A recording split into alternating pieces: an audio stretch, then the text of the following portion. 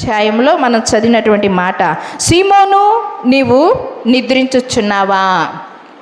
ఈ యొక్క వాక్యాన్ని మనం చూసుకున్నట్లయితే యోనా గ్రంథంలో యోనా అనేటువంటి భక్తుడు ఉన్నాడు కదా.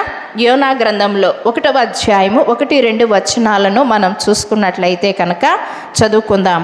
యోనా గ్రంథము 1వ అధ్యాయము 1-2 వచనాలను మనం చూసుకుందాం. యెహోవా వాక్కు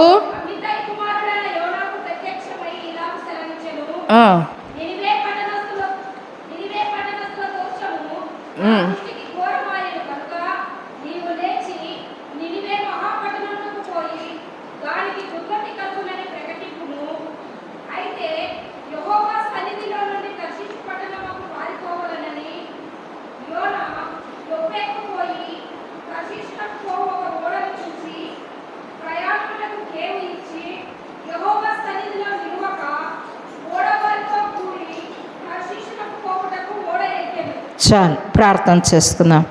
మమ్మల్ని మిక్కిలిగా ప్రేమిస్తున్న మా ప్రియ పరలోకపు తండ్రి, పరిశుద్ధుడా నీకు స్తోత్రం. ఈ పునరుత్థాన దినమందు నీ మందిరావరంలో చేరి మిమ్మల్ని స్తుతించి ఆరాధించి ఘనపరుచుకునే భాగ్యమును మాకు ఇచ్చిన విధానాన్ని బట్టి కూడా నీకు స్తోత్రం. చదవబడిన లేఖన భాగాన్ని మీరు మాకు విరిచి వడ్డించండి ప్రభువా నా తండ్రి. మర్మాలను, లోతైన సత్యాలను, లోతైన గూఢార్థాలను, ఆత్మీయమైనటువంటి అర్థాలను మీరు మాకు తెలియపరచండి నాయన. నన్ను మరుగుపరిచి మీరు మహిమ పొందుమని యేసు శక్తి కలిగిన నామమును బట్టి అడిగి వేడుకొంచున్నాము నా తండ్రి, ఆమేన్.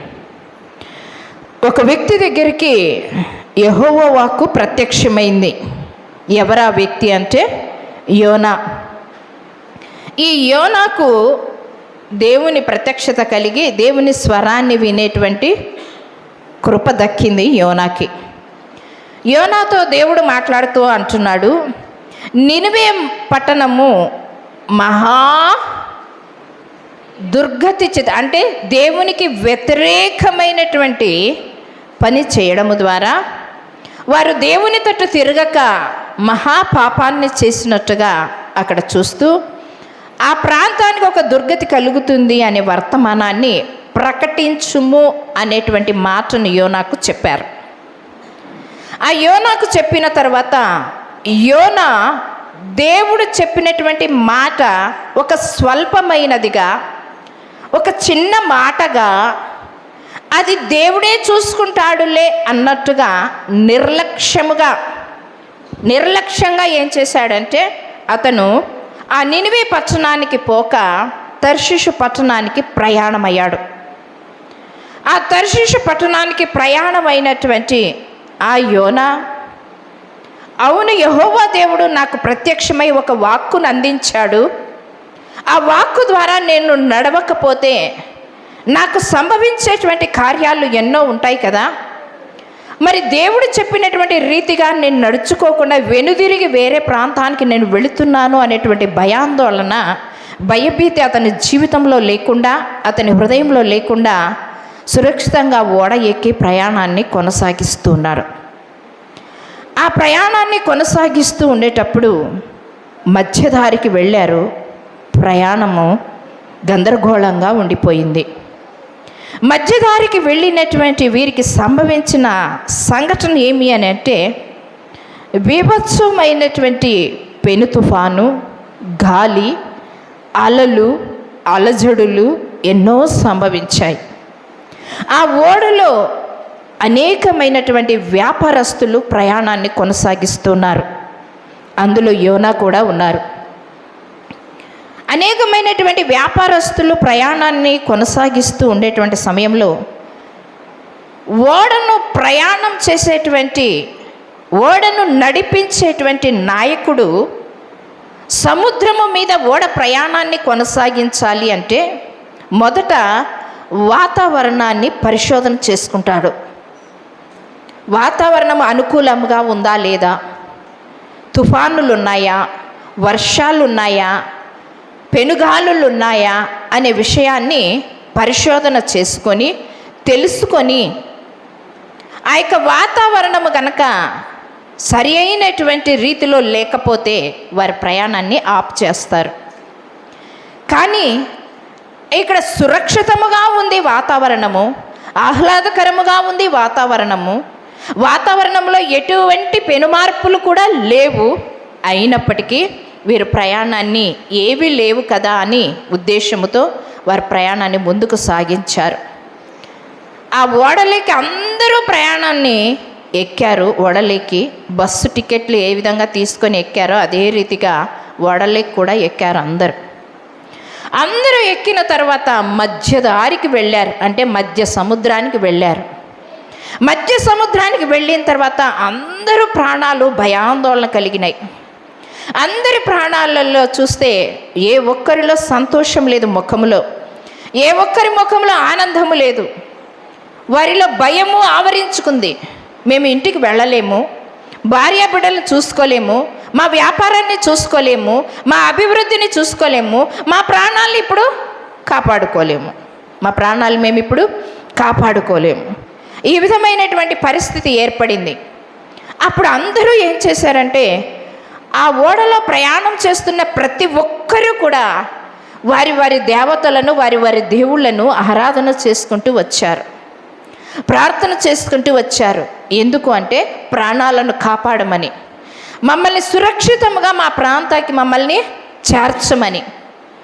ఆ విధముగా అందరూ ప్రార్థన చేసుకుంటూ ఉంటే ఆ ప్రయాణంలో ఉన్నటువంటి ఒక వ్యక్తి యోనా కూడా ఉన్నాడు. ఆ వ్యక్తి ఏం చేశాడంటే ఓడ అమరమున, అంటే కిందకి దిగుభాగమునకి వెళ్ళి బాగా నిద్రపోతున్నాడంట. దేవుడు ఏం చెప్పాడు? మొదటి 1-2 వచనాలలో నినివే పట్టణానికి వెళ్ళి నీవు ప్రకటన చేయమంటున్నాడు. ప్రకటింప చేయవలసినటువంటి సమయంలో ఇతను ఏం చేస్తున్నాడంట? నిద్రపోతూ ఉన్నాడు. సీమోను ప్రార్థించవలసిన సమయంలో నిద్రపోతున్నాడు. సంసోను పారిపోవలసినటువంటి సమయంలో ఆయన నిద్రపోతూ ఉన్నాడు. ఇక్కడ యోనా ప్రకటించవలసినటువంటి సమయంలో ఈయన ఏం చేస్తున్నాడు? నిద్రపోతున్నాడు. ఆ నిద్రపోతున్నటువంటి ఆ వ్యక్తిని ఓడ నాయకుడు చూశాడు. చూసినటువంటి ఆయన, ఓ నిద్రపోతా, నీకు ఏ విధముగా నిద్ర వస్తుందయ్యా? పైన అరభాగం పై భాగంలో చూస్తే అందరూ ప్రాణాలు గుప్పెట్లో పెట్టుకొని ప్రజలందరూ భయభీతి చేత భయాక్రాంతులై ఉన్నటువంటి వారు వారి వారి దేవుళ్లకు మొక్కుతున్నారు. నీవు కూడా లేచి నీ దేవునికి నువ్వేం చేయాలా? ప్రార్థన చెయ్యి, నీ దేవుణ్ణి స్తుతించు, నీ దేవుణ్ణి ఆరాధన చెయ్యి.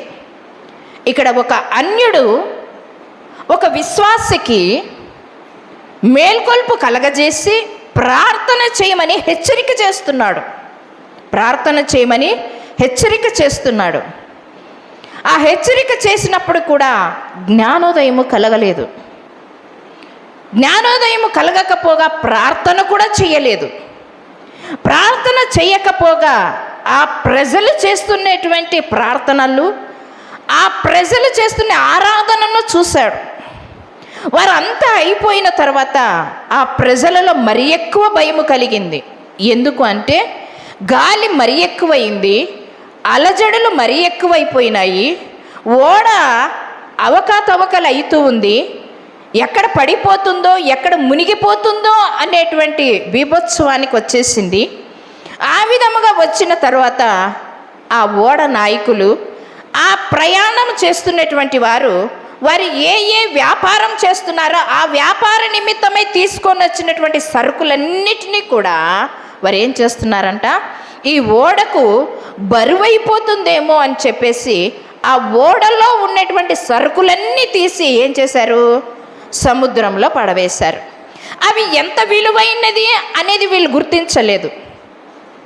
ఇవి లేకపోతే మా వ్యాపారము కాదు కదా అనేది అనుకోలేదు. వీళ్ళు అనుకున్నది ఏమి? ఇప్పుడు మా ప్రాణము బాగుంటే చాలు, వీటిని మరలా మేము సంపాదించుకోవచ్చు, మొదట మా ప్రాణాలు దక్కాలి, మా ప్రాణాలు సేఫ్గా ఉండాలి అని అనుకున్నారు. అప్పుడు యోనా ఒక మాట చెప్తున్నాడు. ఏమంటున్నాడో తెలిసే, అయ్యలారా, మీరు పారవేయవలసినది సరుకులు కాదు కానీ నన్ను పారవేయండి. ఏం చేస్తున్నాడు? మీరు సరుకులు కాదు పారవేయాల్సింది, నన్ను పారేయండి, ఈ ఉపద్రవం ఆగిపోతుంది. దేవుని యొక్క ఉగ్రత ఆగిపోతుంది. ఈ యొక్క ప్రళయము ఆగిపోతుంది. ఈ సముద్రం యొక్క ఘోష ఆగిపోతుంది. సముద్ర తరంగాలు ఆగిపోతాయి. కానీ వాళ్ళు లంగరు వేశారు, ఎన్నో ప్రయత్నాలు చేశారు. చేసినప్పటికీ సముద్రము అణగలేదు. మరి ఎక్కువగా గాలులు వీచాయి, మరి ఎక్కువగా తుఫాన్ వచ్చేసింది, మరి ఎక్కువగా అలజడులు వచ్చేసాయి. వచ్చేసిన తర్వాత ఆ ఓడ నాయకుడు, ఆ ఓడలో ప్రయాణం చేస్తున్న వారంతా యోనాను చూసి అన్నారు, నువ్వు ఎవరువు అన్నారు. ఏమన్నారండి? నీవు ఎవరువు అన్నారు. అప్పుడు యోనా చెప్పినటువంటి మాట ఏమి అని మనం ఆలోచన చేస్తే గనక, అతడు చెప్తున్నటువంటి మాట ఏమంటున్నాడంటే 9వ వచనాన్ని చూసుకుందాం. అతడు వారితో ఇట్లనను, ఎవరైతే అతనికి ప్రశ్న వేశారో ఆ ప్రశ్న వేసినటువంటి వారి తట్టు తిరిగి ఆయన చెప్తుండేటువంటి మాట ఏమంటున్నాడంటే, నేను హెబ్రీయుడను అని అంటున్నాడు. ఏమంట? నేను హెబ్రీయుడను. నిర్గమాకాండం 1వ అధ్యాయంలో చూస్తే హెబ్రీ స్త్రీలు చురుకైన వారు అని ఉంది. అంటే స్త్రీలే చురుకైన వారు అయితే హెబ్రీ పురుషులు మరి ఎక్కువగా చురుకైనటువంటి వారే. అంటే ఇప్పుడు యోనా చురుకైనటువంటి వాడే, యోనా జ్ఞానము కలిగిన వాడే, యోనా విశ్వాసపరుడే, యోనా దేవుని యందు నమ్మిక ఉంచినటువంటి వాడే. మరి ఇంత చురుకైనటువంటి వాడు, ఇంత జ్ఞానము కలిగినటువంటి వాడు, ఇంత వివేకము కలిగినటువంటి వాడు మరి ఎందుకు నిద్రపోతున్నాడు? దేవుని వాక్కును విని ప్రకటించవలసిన సమయంలో ప్రకటించకపోగా ఆయన నిద్రిస్తూ ఉన్నాడు. అతడు నిద్రించడం వలన వేరే వారికి ఏమొచ్చింది? నష్టం వచ్చింది. వేరే వారికి ప్రాణ సంకటం వచ్చింది. వేరే వారికి వారు తెచ్చుకున్న ముడి సరుకులన్నీ కూడా ఏమైపోయినాయి? నీళ్ల పాలైపోయినాయి. ఇతను అంటున్నాడు, నేను హెబ్రీయుడను. ఎంత బాగా చెప్తున్నాడో చూడండి. హెబ్రీలు దేవుని యందు విశ్వాసం వచ్చినటువంటి వారు, హెబ్రీలు దేవుని మీద ఆనుకొని జీవించినటువంటి వారు, హెబ్రీలు ఆత్మ మూలుగుల ప్రార్థన చేసేటువంటి వారు, హెబ్రీలు దేవునికి మొరపెట్టేటువంటి వారు. అటువంటి వాడు, నేను భూమిని, ఆకాశాన్ని, సముద్రాన్ని కలగజేసినటువంటి దేవుడైనటువంటి ఆయనను సేవిస్తుండేటువంటి ఒక భక్తుణ్ణి, ఒక విశ్వాసిని అని చెప్తూ ఉన్నాడు. అయ్యా, మీరు పడవేయవలసింది సరుకులు కాదు, కానీ నన్ను సముద్రంలో ఎత్తి పారవేయండి, నన్ను సముద్రంలో ఎత్తి పారవేయండి. అప్పుడు అక్కడ ఉన్నటువంటి వారంతా ఏం చేస్తున్నారు తెలుసా? వారంతా చేసినటువంటి పని ఏమంటే, అయ్యో ఒక ప్రాణము మనం చూస్తూ ఎందుకు సముద్రంలో పారవేయాలి అని చెప్పేసి వారు చేసేటువంటి ప్రయత్నం అంతా వారు చేశారంట. చూడండి 3వ అధ్యాయము 1వ వచనంలో చూడండి. అంతటా యెహోవా వాక్కు 2వ మారు యోనాకు ప్రత్యక్షమై సెలవిచ్చినది ఏమనగా, ఆగుమా 1వ అధ్యాయము 13వ వచనం చూడండి.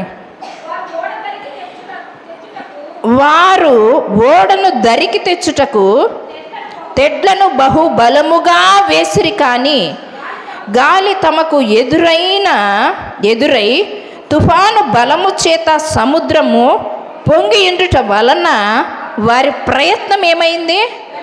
వ్యర్థమైంది. ఒక వ్యక్తిని మనము చంపివేయుటకు అర్హులము కాదు, ఒక వ్యక్తిని సముద్రంలో వేయుటకు మనం అర్హులము కాదు, ఒక ప్రాణము తీయుటకు మనం అర్హులము కాదు అని వారు ఏ విధముగానైనా ఆ యొక్క ఓడ ప్రయాణాన్ని సురక్షితముగా జరగాలి అంటే వారు చేసేటువంటి ప్రయత్నాలన్నీ ఏం చేశారంట? సమస్తమును చేశారు. అయినప్పటికీ వాతావరణం అనుకూలపరచలేదు. అప్పుడు వెంటనే వారు అంటున్నారు, ఆ దేవుడు మమ్మల్ని క్షమించునుగాక అని ఏం చేశారంట? ఓడని ఏం చేశారు? యోనాని ఏం చేశారు? సముద్రంలో పడవేశారు.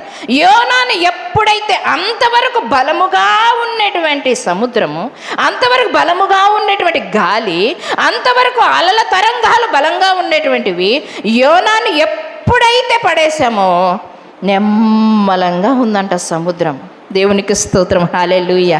ఎంత ఆశ్చర్యము కదా, ఎంత వింతనో ఒక్కసారి ఆలోచన. ఈ యోనా దేహము ఎప్పుడైతే నీటి ప్రవాహానికి తాకిందో, నీటి ప్రవాహానికి తాకిన వెంటనే అల్లజడుల చేత అలల చేత ఉప్పొంగుతున్నటువంటి సముద్రము కాస్త నిమ్మలమైపోయిందంట. నిమ్మలమైపోయింది. మన జీవితంలో దేవునికి అయిష్టమైనటువంటి మనలో నుంచి తొలగించినట్లయితే, మనలో నుంచి తీసివేసినట్లయితే, దేవునికి ఇష్టం లేని కార్యాలు మనం ఎన్నో చేస్తున్నాము. దేవునికి ఇది విరుద్ధమే కదా, దేవునికి ఇష్టం లేదు కదా, దేవునికి ప్రతి పునరుత్థాన దినమందు మందిరావరంలో కనపడమంటున్నాడు కదా, నేను కనపడడం లేదు కదా. ఆలోచన వస్తుందా? భయం ఉందా? భీతి ఉందా? రక్షించబడిన నీవు, బాప్తిసం తీసుకున్న నీవు, మారు మనస్సు పొందిన నీవు, క్రీస్తు రక్తము చేత కడగబడిన నీవు ప్రతి పునరుత్థాన దినమందు నా మందిరావరంలో కనపడయ్యా. ఎఫెసీయులకు రాసిన పత్రిక 4:27 చెప్పిన 5:27 చెప్పిన రీతిగా వాక్యము చేత ప్రతి పునరుత్థాన దినమందు నీవు ఉదక స్నానము చేస్తున్నావా? ఆ ఉదక స్నానము ద్వారా కలంకము, మచ్చ, ముడత, డాగు ఏదీ లేకుండా, నీలో దేవునికి అయిష్టమైనటువంటి ఏవీ లేకుండా వాక్యమనే ఉదక స్నానము నువ్వు చేస్తున్నావా? వాక్యమనే ఉదక స్నానం ప్రతి పునరుత్థాన దినమందు మందిరావరణానికి వచ్చి ఆ యొక్క వాక్యము ద్వారా నీ నడవడికను, నీ ప్రవర్తనను, నీ మాట తీరును, నీ బిహేవియర్ను నువ్వు మార్చుకుంటున్నావా? ఇంకా అదే స్థితిలోనే ఉన్నావా? కుక్క తన వాంతికి చేసుకొని ఆ వాంతికి తిరిగి తిన్న రీతిగా నీవు ఉన్నావా? ఒక్కసారి జ్ఞాపకం చేసుకో. యోనాను ఎప్పుడైతే ఆ సముద్రంలో భారముగా ఉన్నది సరుకులు కాదు, ఆ యొక్క ఓడలో భారముగా ఉన్నది మనుషులు కాదు, ఆ ఓడలో భారముగా ఉన్నది సరుకు కాదు, ఆ ఓడలో భారముగా ఉన్నది ఏది అని అంటే యోనా. నీ హృదయంలో నెమ్మది లేదు, నీ కుటుంబ వ్యవస్థ దినదినానికి అభివృద్ధి లేదు అంటే నీలో తీసివేసుకోవలసినటువంటి స్వభావాలు నీలో తీసివేసుకున్న తర్వాత నీ జీవితాన్ని నావ సురక్షితంగా ఈ లోకంలో ప్రయాణాన్ని కొనసాగిస్తావు, సమాధానముగా ఉంటావు, కుటుంబం ఆశీర్వదించబడుతుంది, కుటుంబము దీవించబడుతుంది, కుటుంబము అందరి సమక్షంలో ఒక సాక్షిగా ఉంటావు. నువ్వు జ్ఞాపకం చేసుకో. మనం తీసివేసుకోవాలి. ఓడలో తీసివేయవలసినది యోనాను తీసి ఎత్తి పారవేశారు. సముద్రము నిమ్మలముగా ఉంది. యోనాను సముద్రంలో వేయకముందే సముద్రంలో ఉన్నటువంటి మత్స్యానికి దేవుడు ఏం చేశాడంట? ఆజ్ఞాపించిన వెంటనే అతని సముద్రంలో ఎత్తి పడవేయకముందే ఆ ఓడ దగ్గరికి మత్స్యం కాసుకొని ఉంది. యోనాను పడవేస్తారు అని దేవుని ఆజ్ఞను మత్స్యము విన్నింది. దేవుని ఆజ్ఞను మానవుడు వినలేదు, అంగీకరించలేదు, ఎదురాడాడు, పోరాడాడు. నేను ఇది ఇటు తట్టు తిరిగితే నన్ను ఏం చేసుకుంటాడులే దేవుడు అని అనుకున్నాడు. కానీ ఏం చేశాడు? బీభత్సవాన్ని సృష్టించాడు. నిజమే, మనం అనుకుంటాము ఏమి ఈ వారం పోకపోతే ఏంలే, ఈ వారం పొలం పనులు ఉన్నాయిలే, ఈ వారం మేకలు కాచేది ఉందిలే, ఈ వారము మందు కొట్టేది ఉందిలే, ఈ వారం డ్యూటీకి పోయేది ఉందిలే, ఈ వారం అది ఉందిలే, ఇది ఉందిలే.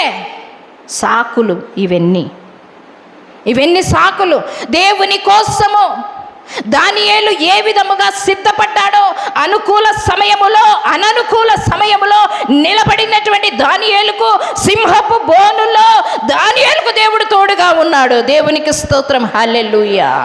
అననుకూల పరిస్థితులలో నీవు దేవునికి అనుకూలంగా నడుచుకున్నట్లయితే, దేవుని కోసం అననుకూల పరిస్థితుల్లో ఒక స్థిరముగా నీవు నిలబడినట్లయితే, దేవుడు నీకు అనుకూల పరిస్థితులలో నీ పక్షాన ఉండి ఆయన నీకు తోడుగా ఉండే దేవుడు అయ్యున్నాడు.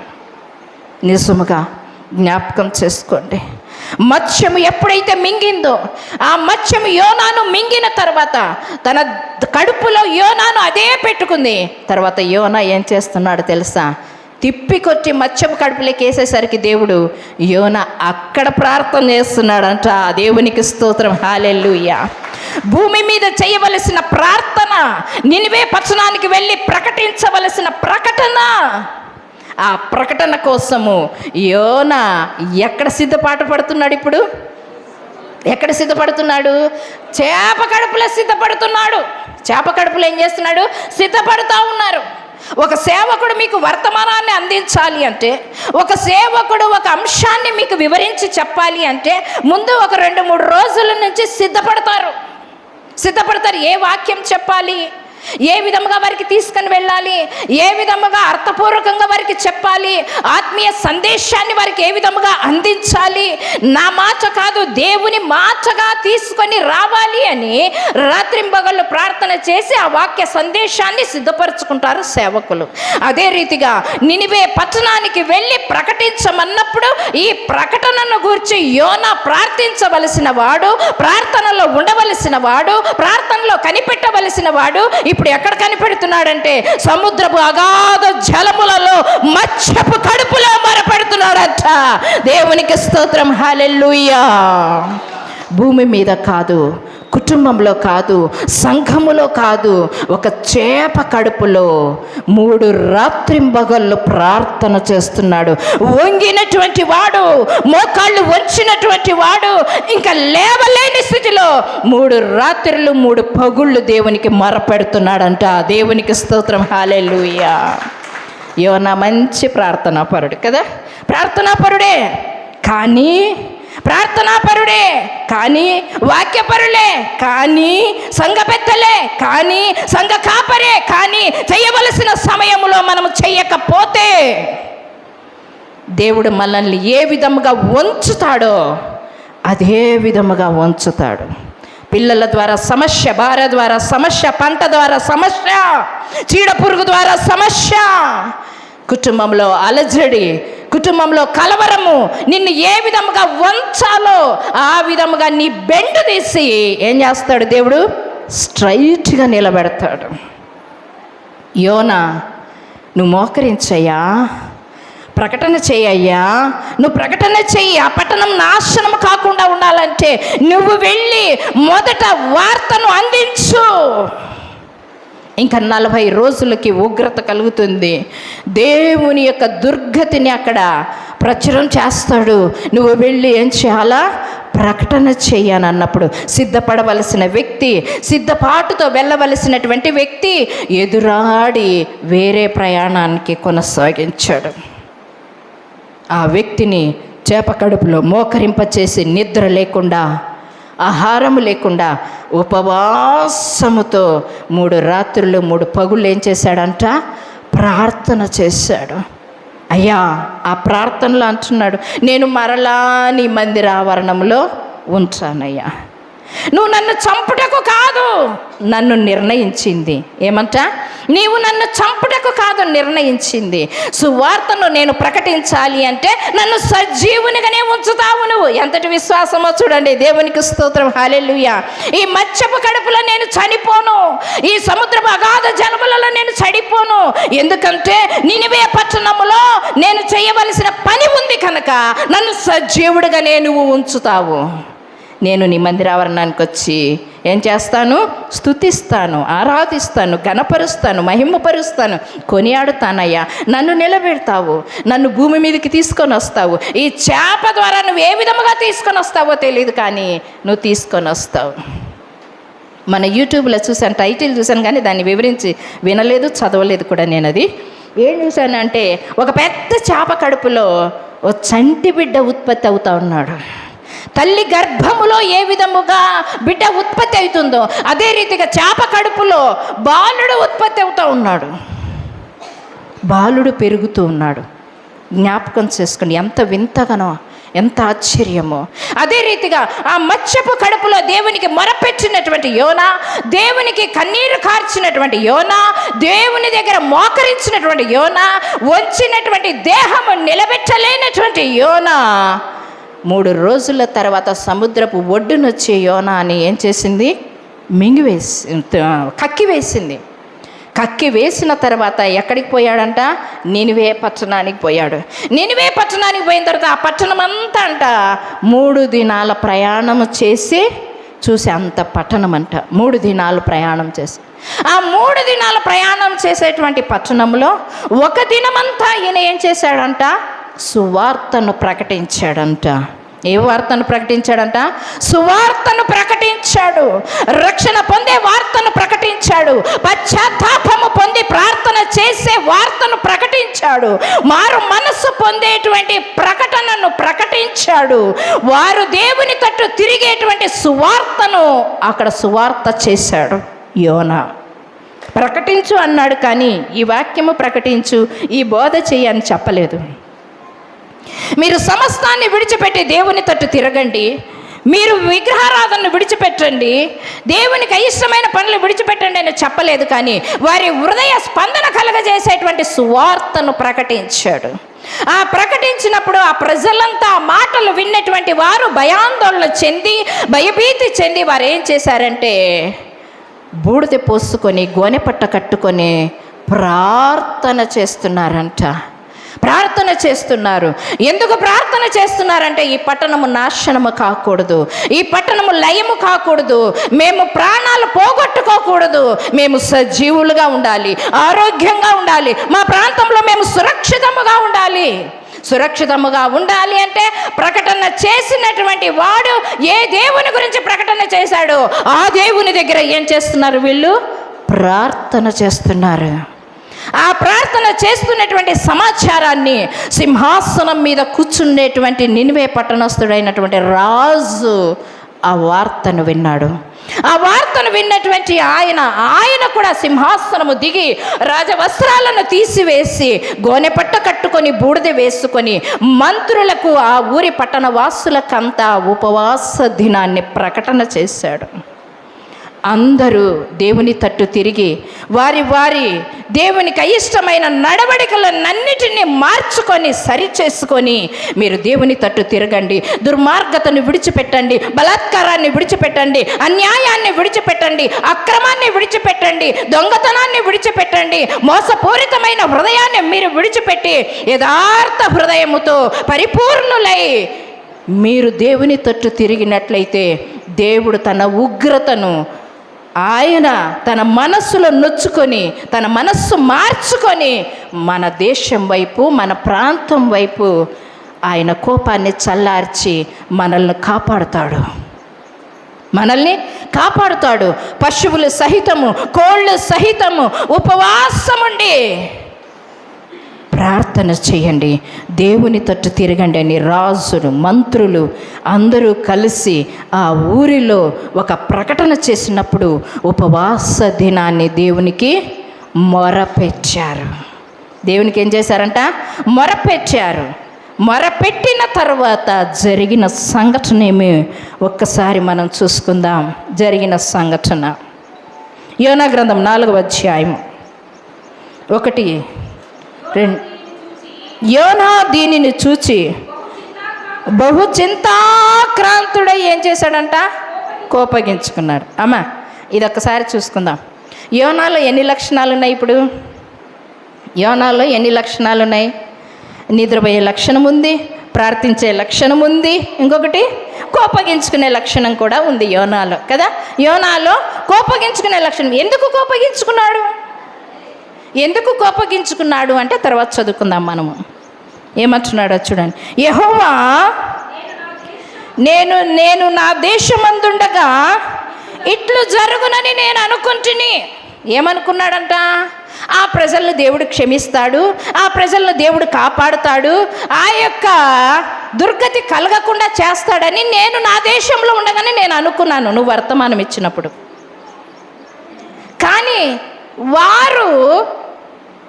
వారి పట్ల దేవుడు కనికరము చూపాలి అని అంటే ఇప్పుడు ఎవరు వెళ్ళి ప్రకటన చేస్తే వారు ఆయన తట్టు తిరుగుతారు? యోనా వెళితేనే కదా. కానీ ఈయనేమనుకుంటున్నాడు? ప్రకటన చెయ్యకముందే ఈయనేమనుకుంటున్నాడు? నా దేవుడు కాపాడే దేవుడు, కరుణామయుడు, దయామయుడు, కరుణవాత్సల్యత కలిగిన వాడు కదా, ప్రజల పట్ల దయా దాక్షిణ్యము కలిగినటువంటి వాడు అని ఈయనేం చేస్తున్నాడు? ఆయన నామాన్ని అన్నిటినీ పోగొడతా ఉన్నాడు. నువ్వు ఈ విధంగా చేస్తావని తెలుసయ్యా, నువ్వు క్షమిస్తావని నాకు తెలుసయ్యా, వారిలో క్షమాపణ రావాలి అంటే ముందు వెళ్ళాలి రా నాయనా, నువ్వు వెళితేనే కదా వాళ్ళకి మార్పు వచ్చేది, నువ్వు వెళ్ళకోకుండానే మార్పు వస్తుంది అని నువ్వు కోపావేశుడై నువ్వు కూర్చుంటే అంటే వారు దేవుని తట్టు తిరగడం యోనాకి ఇష్టం లేదేమో, దేవుని తట్టు తిరగడము యోనాకి ఇష్టం లేదేమో. మన చర్చికి కొంతమంది అన్యులు వస్తారు, మీరేం చేస్తారు తెలుసా, మీ కొద్దీ మీరు అబ్బా వెళ్ళిపోతారు ఇంకంతే. అవును, వాళ్ళు అన్యులు వచ్చినారు, ఎవరో కొత్త వారు వచ్చారు, వాళ్ళతో మాట్లాడదాము, ఎక్కడి నుంచి వచ్చారు, అమ్మ ప్రార్థనకి రామ్మా, ఏ విషయంలో బాధపడుతున్నావు, ఏ విషయంలో నీకు నెమ్మది లేదు, ఎవరైనా మనం అడుగుతున్నామా? అడిగితే ఏమైతుంది? నీ ఫ్యాట్ ఏమైనా కొంచెం తగ్గిపోతుందా? కొలెస్ట్రాల్ ఏమైనా తగ్గిపోతాయా? లేకపోతే ఏమన్నా ముత్యాలు రత్నాలు రాలిపోతాయా? అవి ఏమన్నా ఉంటే చెప్పండి, నేనన్నా కొద్దిగా వచ్చి మీ దగ్గర బ్రతిమలాడతాను కొంచెం సేపు మీరు మాట్లాడే విధంగా. ప్రేమను పంచాలి, మాట్లాడాలి, ఆప్యాయంగా రమ్మని ఆహ్వానించాలి. ప్రతి వారము కలుసమ్మా, ప్రతి వారం రండమ్మా. దేవుడు కరుణామయుడు, దయామయుడు, ప్రేమామయుడు, కరుణవాత్సల్యత కలిగిన వాడు. నీ సమస్యను పారద్రోలగల దేవుడు, నీ వ్యాధిని బాగు చేయగల వైద్యుడు. నువ్వు అంటున్నావా? పలకరిస్తున్నావా కదా? అయ్యో 12 అయింది టైం, మేడం ఇంతసేపు తీసుకోయింది, మటన్ వాసన వస్తూ ఉంటుంది. ఈ ఆతృత మనకి, ఈ టెన్షన్ మనకి. ఎవరు వచ్చారు సంఘానికి? నూతన ఆత్మలు నువ్వు తీసుకొని వస్తున్నావా? ఇక్కడ యోనా కోపావేశుడైన తర్వాత మరలా యోనా దగ్గరికి దేవుడు వచ్చి ఏం చేశాడు తెలుసా? ఒక అల్పుని దగ్గరికి, ఒక విశ్వాసి దగ్గరికి, ఏమాత్రము పనికిరానటువంటి ఒక మట్టి ఘటము దగ్గరికి దేవుడే దిగి వచ్చి ఏం చేస్తున్నాడు తెలుసా? మరలా దేవుని మీద కోపపడిన వ్యక్తి దగ్గరికే దేవుడు వచ్చి ఏమంటున్నాడు తెలుసా? నీకు ఇది న్యాయమా? నీకు ఇది న్యాయమా? నాకు తెలుసయ్యా నువ్వు దయామయుడు అని. వారు నాశనం అవుతుంటే చూడలేవు, వారు నరకానికి పోతుంటే నువ్వు చూడలేవు, వారు ఏమవుతారు చనిపోతుంటే, వారి పాపం చేస్తుంటే, ఇవన్నీ చేస్తుంటే వారిని క్షమించి మరలా నువ్వేం చేస్తావు? నీ హక్కును చేర్చుకుంటావు. నాకు తెలుసయ్యా, నీకు తెలుసు. వారిలో పాపక్షమాపణ రావాలి అంటే ఏం చేయాలి? పాపక్షమాపణ రావాలంటే ఏం చేయాలి? ఒకడు మార్గం చూపించాలి. ఒకడు మార్గమును చూపించకపోతే వారు ఆ మార్గంలో రాలేరు. ఆ మార్గం ఎవరు? నువ్వే. ఆ మార్గం ఎవరు? నీవే. మరి నువ్వు అక్కడికి పోకపోతే వారి మీద నేను దయ చూపించాలంటే నువ్వు అక్కడికి వెళ్ళాలి. నువ్వు అక్కడికి వెళితేనే కానీ ఈ కార్యం జరగదు. అప్పుడు మూతి ముడుచుకొని అలిగి కోపావేశుడై ఒక కొండ మీద కూర్చొని ఆ పట్టణాన్ని దేవుడు ఏం చేస్తాడా చూద్దాము అని ఏం చేశాడంట? చూస్తూ ఉన్నాడంట. లోతు భార్య ఏం చేసింది?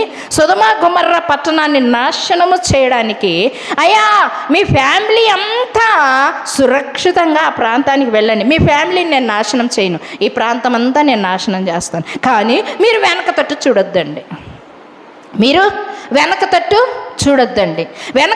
చూడొద్దండి అని చెప్పిన తర్వాత లోతు భార్య, లోతు 2 కుమార్తెలు కలిసి వెళుతూ ఉన్నారు. దేవదూతలు తీసుకొని పోయి వదిలేశారు. అక్కడ వెళుతూ ఉండేటప్పుడు లోతు భార్య ఏం చేసింది? నువ్వు పోయి ప్రకటించురా అంటే ప్రకటించకుండా తర్షీసుకు పోయినటువంటి వాడిని తిప్పి మరలా నినివే పట్టణానికి ఏదో పంపించాడో అదే రీతిగా అక్కడ కూడా ఏం జరిగిందంటే, లోతు భార్య వెనక తట్టు చూసిన వెంటనే ఏం జరిగిందంట? ఉప్పు స్తంభముగా మారిపోయింది.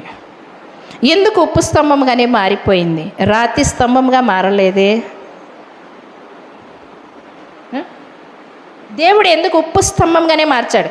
ఈ అంశాన్ని స్త్రీల కొడుకులో చెప్పేసినాను, అది అయిపోయింది, మీకు మాత్రము చెప్పలేదు, మన్నించండి కదా. స్త్రీల కొడుకులు చెప్పేసిన ఉప్పు స్తంభముగానే ఆమె ఎందుకు మారిపోయింది? ఒక రాతి స్తంభముగానో, ఒక ఇనుప స్తంభముగానో, ఒక చెక్కగానో ఎందుకు మారలేదు? ఉప్పు స్తంభంగానే ఎందుకు మారిపోయింది ఆమె?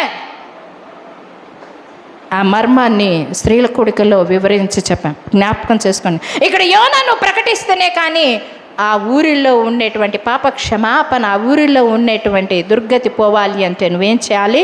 ప్రకటన చేయాలి. అప్పుడు కొండ మీద కూర్చొని ఆయన ఏం చేస్తున్నాడంటే ఆ పట్టణాన్ని ఏ విధంగా నాశనం చేస్తాడో చూస్తాను అని కూర్చున్నాడు.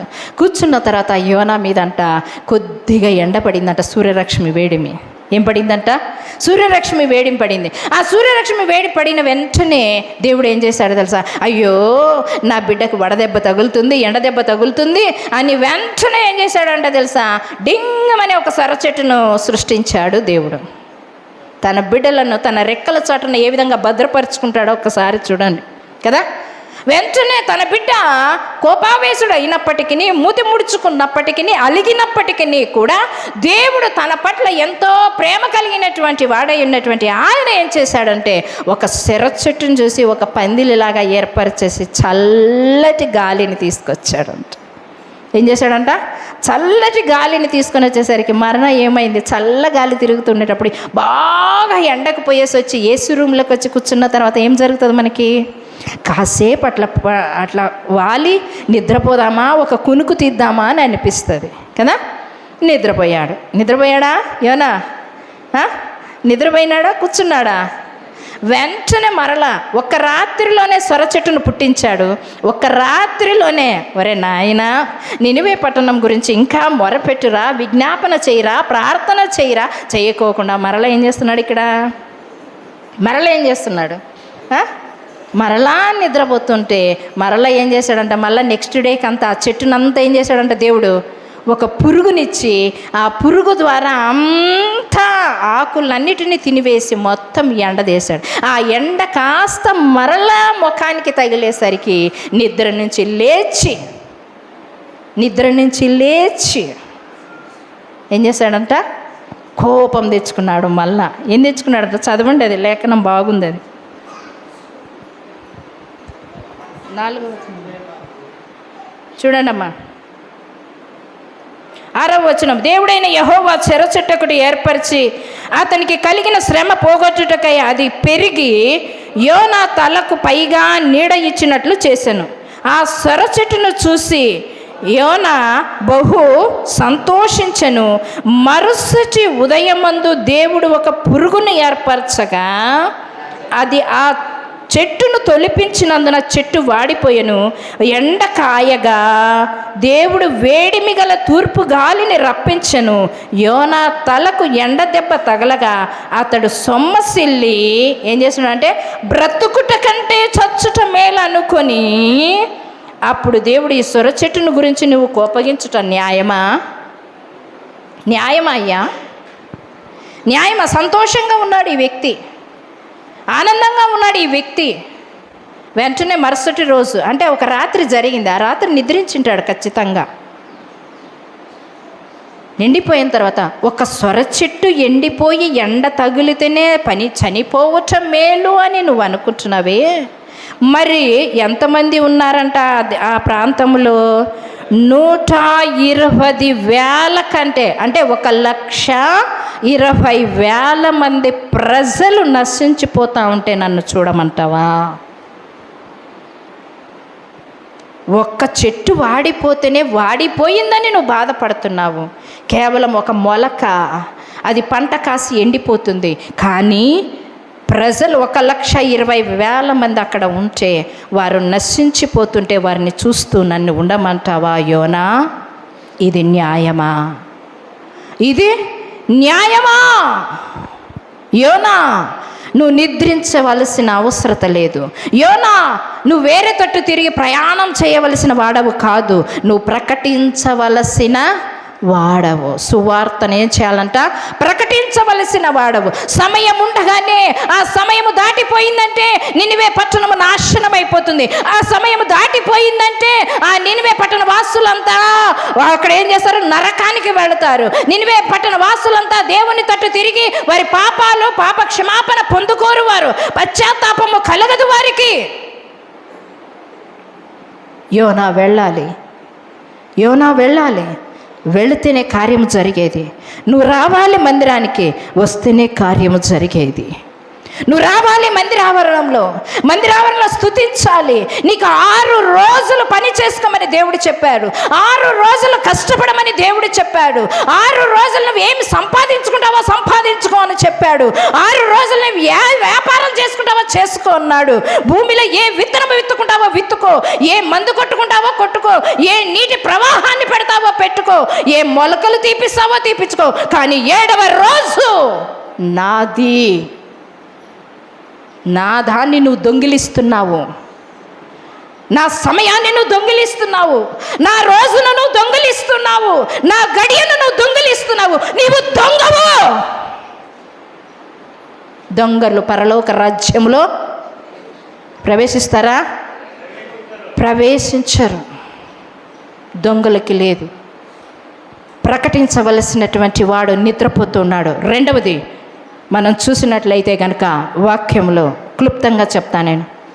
అపోస్తల కార్యం 20వ అధ్యాయం 9వ వచనంలో చూసినట్లయితే త్రోయ అనే ప్రాంతంలో పౌలు గారు అక్కడ సువార్తను ప్రకటిస్తూ ఉన్నారు. త్రోయ అనే ప్రాంతంలో సువార్తను ప్రకటిస్తూ ఉండేటప్పుడు రాత్రికాల సమయమందు మేడగదిలోనికి వెళ్ళి సువార్తను ప్రకటిస్తున్నాడు. రాత్రంతా ప్రార్థన జరుగుతూ ఉంది. రాత్రంతా ఏం జరుగుతుంది?